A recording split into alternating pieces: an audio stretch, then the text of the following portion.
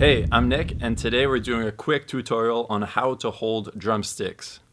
So there are a few different ways to hold a drumstick, and let's divide it in categories. There's matched grip and traditional grip. We'll get to that later in a second.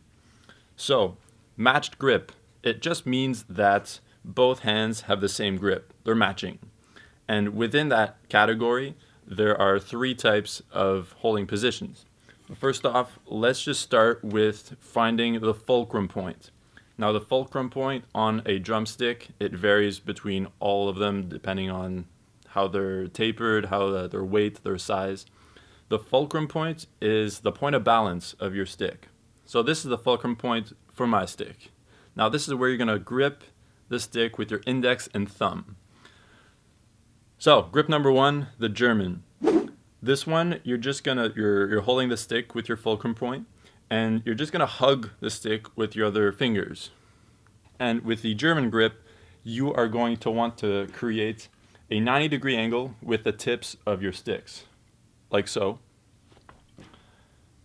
And you may notice that your elbows are sticking out a little bit, but this is essentially the German grip. You're going to want to make sure that you're nice and loose and comfortable. You want a little loop here between your index and thumb. And like I said, your other fingers are just caressing the stick.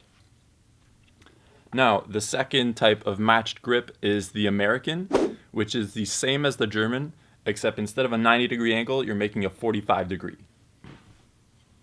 So you'll notice that your elbows are tucked in a little bit more, but again, just stay loose and comfortable.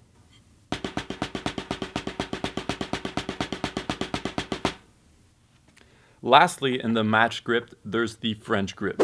Now this one, whereas your palms are facing down for the American and German, the French grip, you're going to rotate your wrists, basically your whole forearm as well, so that depending on your style, your palms are going to be facing completely upwards, or your thumb can align with the stick.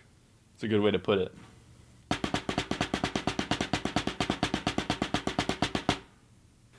With the French grip, it's a lot more work with your fingers, so you can be quite gentle with your touch and have less power, whereas the German and American, seeing as your palms are facing down, you can really drive your strokes using your wrists and your forearms, so you have more power. In the second category, there's the traditional grip. With the traditional grip, you're going to rest the stick between your thumb, the loop in your thumb and your index, and resting on your fourth finger, I believe is what it's called. And on top of it, you'll have your index and middle finger. So this is what it looks like.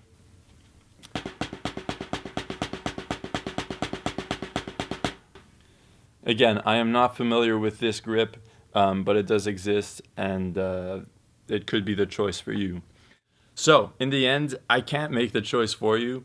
It really depends on what you're going to play and how you're going to play.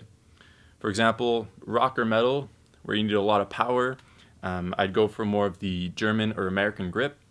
Whereas if you're playing jazz, you might be taught with the French grip to use more finesse. You got to be more gentle with the touch, so using your fingers. And if you're in marching, it's sure that you're going to be learning traditional. So the choice is yours. Those are the options. I don't know if there are any others, but those are my 2 cents. I hope this helped. If you have any questions, don't hesitate. I'm Nick. Thanks for watching.